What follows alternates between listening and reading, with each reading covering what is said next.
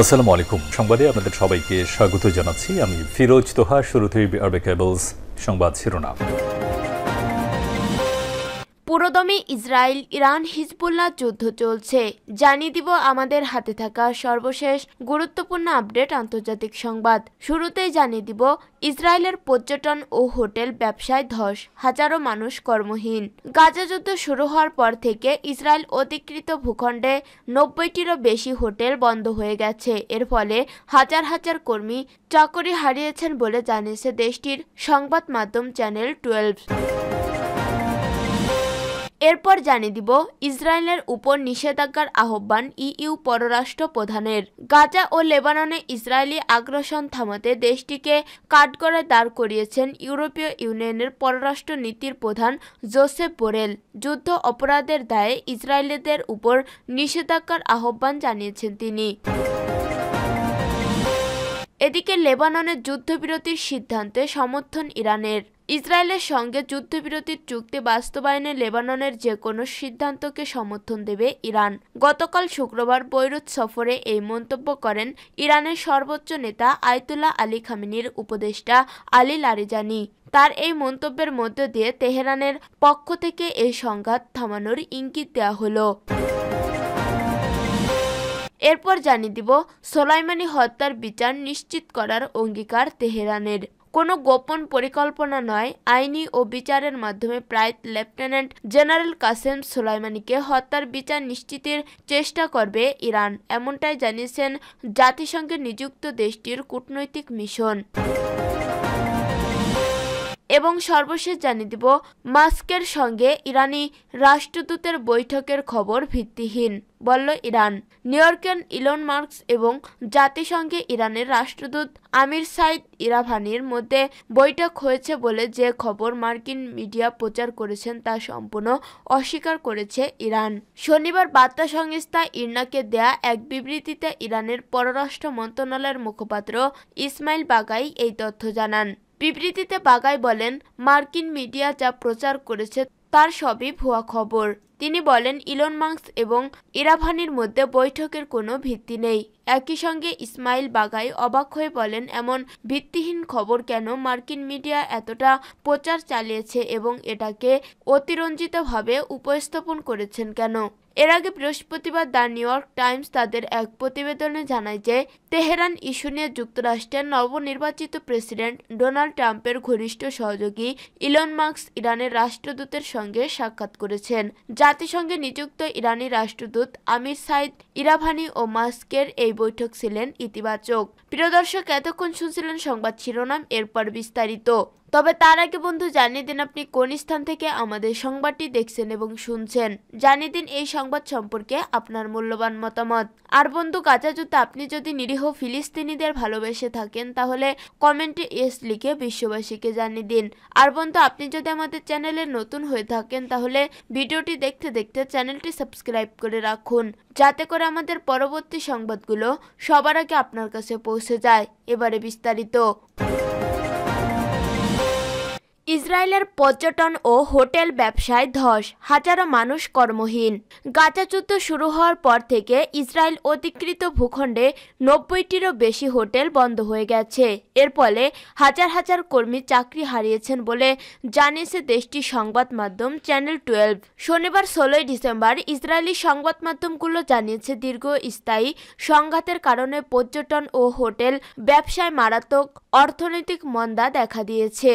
Channel 12-এর প্রতিবেদনে উদ্বেগজনক তথ্য উঠে এসেছে। সেখানে বলা হয়েছে 2023 সালের 7 অক্টোবর থেকে শুরু হয় সংঘাতের পর অধিকৃত ভূখণ্ডে প্রতি 5টি হোটেলের মধ্যে একটি বন্ধ রয়েছে।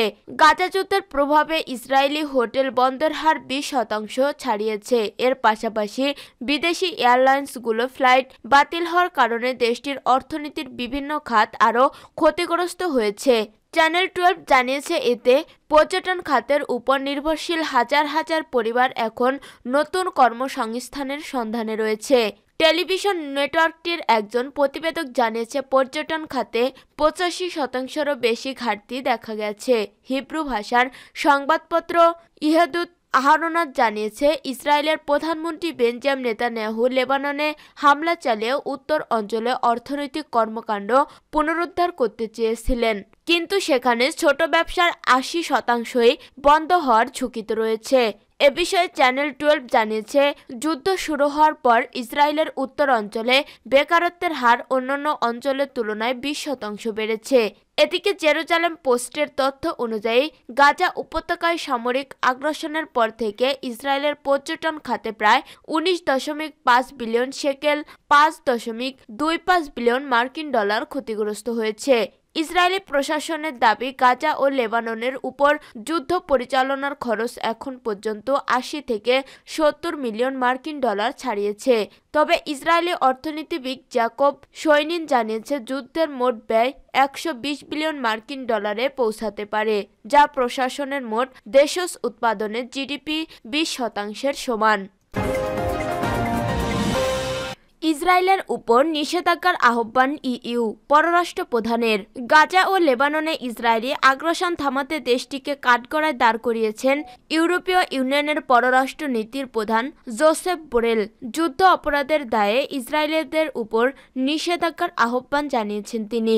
ইসরায়েলের প্রতি ইইউ ব্লকের দৃষ্টিভঙ্গির কঠোর সমালোচনা করেছেন এই শীর্ষ ইউরোপীয় কূটনীতিক। তার মতে, ইইউ এখন পর্যন্ত ইসরায়েলি শাসনকে অর্থবহ পরিণতি ভোগ করা থেকে রক্ষা করেছে।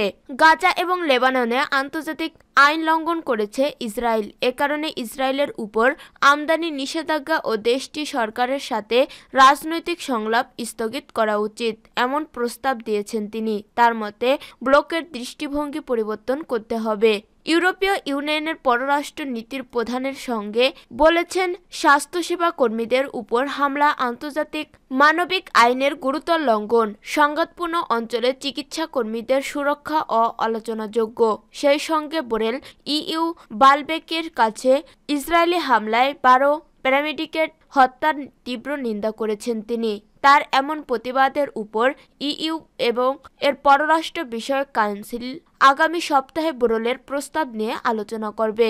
উল্লেখ্য, গত 7 অক্টোবর 2023 সালের পর গাজায় এখন পর্যন্ত 43,730 ফিলিস্তিনিকে হত্যা করেছে ইসরায়েলি দখলদার বাহিনী, যার মধ্যে অধিকাংশ নারী ও শিশু। এছাড়া দেশটিতে আহত হয়েছেন 1 লাখেরও বেশি মানুষ। এর বাইরেও বহু মানুষ নিখোঁজ ও ধ্বংস স্তূপের নিচে আটকে আছেন। লেবাননের যুদ্ধবিরতির সিদ্ধান্তে সমর্থন ইরানের। ইসরায়েলের সঙ্গে যুদ্ধবিরতির চুক্তি বাস্তবায়নে লেবাননের যে কোনো সিদ্ধান্তকে সমর্থন দেবে ইরান। গতকাল শুক্রবার বৈরুত সফরে এই মন্তব্য করেন ইরানের সর্বোচ্চ নেতা আয়াতুল্লাহ আলী খামেনির উপদেষ্টা আলী লারিজানি। তার এই মন্তব্যের মধ্য দিয়ে তেহরানের পক্ষ থেকে এ সংঘাত থামানোর ইঙ্গিত দেওয়া হলো। বার্তা সংস্থা এএফপির প্রতিবেদনে বলা হয়েছে, গত বৃহস্পতিবার লেবানন পার্লামেন্ট স্পিকার নাবিহি বেরির কাছে একটি যুদ্ধবিরতির চুক্তির খসড়া প্রস্তাব দেন লেবাননে নিযুক্ত যুক্তরাষ্ট্রের রাষ্ট্রদূত। এই খসড়ার প্রস্তাবটি ইসরায়েল ও হিজবুল্লাহর মধ্যকার সংঘাত থামাতে যুক্তরাষ্ট্রের দেওয়া প্রথম লিখিত প্রস্তাব। যদিও এই প্রস্তাবে কি আছে তার বিস্তারিত এখনও জানা যায়নি। তবে খসড়া এই প্রস্তাবে হিজবুল্লাহর পক্ষ থেকে লেবানন পার্লামেন্টের স্পিকারকে ইসরায়েলের সঙ্গে আলোচনার জন্য সমর্থন দেওয়া হয়েছে। সম্প্রতি লেবাননে তেলাবিবের আগ্রাসনের মাত্রা আরও জোরদার করা হয়েছে। ইসরায়েলের লাগাতার হামলার ব্যাপক ক্ষয়ক্ষতির সম্মুখীন হয়েছেন হিজবুল্লাহ। এমন পরিস্থিতিতে মিত্রদের বাঁচাতেই হয়তো যুদ্ধবন্ধের চিন্তা করছেন তেহরান। বৈরুতে লেবাননের স্পিকারের সঙ্গে সাক্ষাতের পর লারিজানি বলেন, স্পিকার আমাকে খসড়ার প্রস্তাব সম্পর্কে ভালোভাবে ব্যাখ্যা দিয়েছেন। আমি যুক্তরাষ্ট্রের প্রস্তাবের লাগাম টেনে করতে আসিনি, বরং লেবাননের সিদ্ধান্তকে স্বাগত জানাতে চাই। তিনি বলেন, যে কোনো পরিস্থিতিতেই ইরান লেবানন সরকারকে সমর্থন দিয়ে যাবে। যুদ্ধবিরতির এই আলোচনার মধ্যেও লেবাননে ব্যাপক হামলা চালিয়ে যাচ্ছে ইসরায়েলি বাহিনী। শুক্রবার রাজধানী বৈরুতের দক্ষিণ শহরতলির একাধিক ভবনে বিমান হামলা চালিয়েছে ইসরায়েলি যুদ্ধবিমান। এতে বেশ কয়েক ডজন হতাহত হয়েছে। ঘটনাস্থল থেকে ধারণ করা ভিডিওতে দেখা গেছে প্রচণ্ড বিস্ফোরণের শব্দ শোনা যাচ্ছে এবং ভবনগুলো ধসে পড়েছে। দাহিহে ও তায়ুন এলাকাসহ অন্যান্য এলাকায় বড় ধরনের হামলা চালানো হয়েছে। গত বছরের অক্টোবরে ফিলিস্তিনের গাজা ইসরায়েলি আগ্রাসন শুরু হওয়ার পর থেকেই লেবাননের সশস্ত্র গোষ্ঠী হিজবুল্লাহর সঙ্গে সংঘাত চলছে। তবে চলতি বছরের সেপ্টেম্বরের শেষের দিকে লেবাননে হামলা জোরদার করেছে ইসরায়েলি সামরিক বাহিনী। তবে হিজবুল্লাহও পাল্টা আঘাত হানছে। লেবাননের যুদ্ধরত ইসরায়েলি সেনাবাহিনীর সদস্যদের হত্যার পাশাপাশি ইসরায়েলের বেশ গভীরে সামরিক ঘাঁটিতে অত্যাধুনিক মিসাইল দিয়ে হামলা চালাচ্ছে ইরান সমর্থিত শক্তিশালী এই সশস্ত্র গোষ্ঠীটি। সোলাইমানি হত্যার বিচার নিশ্চিত করার অঙ্গীকার তেহরানের। কোনো গোপন পরিকল্পনা নয়, আইন ও বিচারের মাধ্যমে প্রায় লেফটেন্যান্ট জেনারেল কাসেম সোলাইমানির হত্যার বিচার নিশ্চিতের চেষ্টা করবে ইরান, এমনটাই জানিয়েছে জাতিসংঘে নিযুক্ত দেশটির কূটনৈতিক মিশন। সাবেক প্রেসিডেন্ট ডোনাল্ড ট্রাম্পের প্রত্যক্ষ নির্দেশে 2020 সালের 3 জানুয়ারি বাগদাদ আন্তর্জাতিক বিমানবন্দরের বাইরে ইরানের কুদস ফোর্সের কমান্ডার জেনারেল সোলাইমানিকে ড্রোন হামলা হত্যা করে মার্কিন সামরিক বাহিনী। মার্কিন গোয়েন্দাদের ধারণা 5 নভেম্বর নির্বাচনের আগে সোলাইমানি হত্যার বদলা নিতে ট্রাম্পকে খুনের শক কষছিল ইরান। এর মধ্যে কমলা হ্যারিসকে হারিয়ে আবারও মার্কিন প্রেসিডেন্ট হিসেবে হোয়াইট হাউসে বসতে যাচ্ছেন ট্রাম্প। বর্তমানে যুক্তরাষ্ট্রের বিচার বিভাগে কমপক্ষে 2 ব্যক্তির বিরুদ্ধে মামলা চলছে, যারা ট্রাম্পকে হত্যা ষড়যন্ত্রে অংশ ছিলেন। আদালতের রেকর্ড অনুযায়ী তাদের মধ্যে একজন হলেন ফরহাদ শেকেরি। ইরানের ইসলামী বিপ্লবী গার্ড কর্পসের জন্য কাজ করা এই সদস্য তদন্তকারী দলের কাছে স্বীকার করেছেন তাকে সেপ্টেম্বর ট্রাম্পকে পর্যবেক্ষণ এবং শেষ পর্যন্ত হত্যা করার দায়িত্ব দেওয়া হয়েছিল। তবে এমন অভিযোগ তাৎক্ষণিকভাবে প্রত্যাখ্যান করেননি ইরানের পররাষ্ট্রমন্ত্রী আব্বাস আরাগচি। তিনি এটিকে তৃতীয় শ্রেণীর কমেডি নাটক বলে অভিহিত করেছেন।